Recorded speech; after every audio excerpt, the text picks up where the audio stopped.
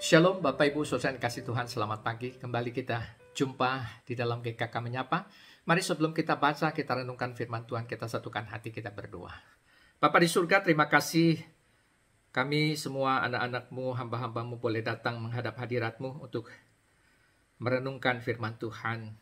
Mari ya Tuhan, berkatilah sabda-Mu agar kami boleh sungguh menjadi murid yang mau belajar dan taat untuk melaksanakan firman-Mu. Terima kasih Bapa. Di dalam nama-Mu Tuhan Yesus kami sudah berdoa. Amin.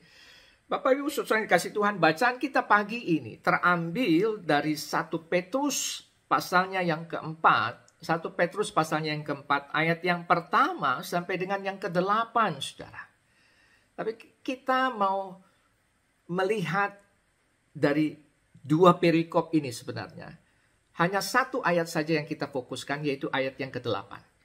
1 Petrus 4 ayat yang ke-8, Saudara. Demikian firman Tuhan.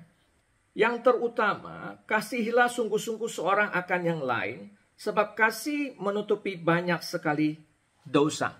Nah, Bapak Ibu Saudara yang dikasihi Tuhan, konteks bacaan kita hari ini bicara tentang penderitaan, kematian, dan kebangkitan Kristus demi menyelamatkan manusia. Dan bagaimana sepatutnya manusia yang telah diselamatkan itu menjalani hidupnya. Lalu apa yang dapat kita renungkan dari khususnya dari 1 Petrus 4 ayat yang ke-8 yang jadi fokus bacaan kita hari ini. Saudara, yang pertama, mengasihi satu sama lain jadi panggilan kita yang utama. Nah, di ayat yang ke-8, Saudara, Petrus menempatkan tindakan kasih, yaitu kasih agape, satu sama lain, sebagai perintah dan panggilan kita yang utama. Nah, mengapa kasih, Saudara? Sebab tanpa kasih, semua yang kita lakukan jadi sia-sia. Dan Petrus menegaskan di sini bagaimana kasih agape itu harus dinyatakan, yakni dengan kasihilah sungguh-sungguh seorang akan yang lain. Apa maksudnya? Maksudnya bahwa kasih itu harus dinyatakan terutama di antara saudara seiman sendiri. Tetapi itu bukan berarti menutup diri bagi yang lain. Dan kasih itu harus dinyatakan dengan sungguh-sungguh. Artinya konstan, intensif, terus-menerus. Nah, kiranya kita semua dimampukan untuk saling menyatakan kasih agape itu dengan penuh kesungguhan, Saudara. Nah, yang kedua, Saudara, dengan mengasihi, kita dimampukan untuk mengampuni sesama. Nah, mengapa kasih seorang akan yang lain jadi yang utama, Saudara? Karena kasih itu menutupi banyak sekali dosa. Jadi ternyata Saudara, kasih agape itu bukan hanya harus menjadi landasan bagi setiap kewajiban yang kita lakukan. Tetapi kasih agape itu juga memampukan kita untuk memelihara relasi kita dengan sesama. Hal itu bisa kita lihat dari frasa menutupi banyak sekali dosa. Dosa siapa yang ditutupi?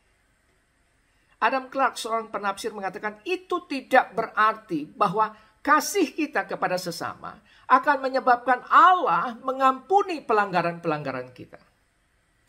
Jadi kesimpulannya, Saudara, bukan dosa kita, tetapi dosa sesama kita, Saudara. Dan dengan kita mengasihi mereka terus-menerus, maka kita akan menutupi, dalam arti mengampuni, melupakan, dan tidak menyebarkan kesalahan mereka. Nah, Bapak Ibu Saudara dikasihi Tuhan, biarlah Tuhan menolong kita untuk tetap saling menyatakan kasih agape itu, agar relasi kita dengan sesama tetap terpelihara. Amin. Mari Saudara satukan hati, kita berdoa. Bapa yang di surga, terima kasih untuk firman-Mu yang boleh kami baca renungkan pada pagi hari ini.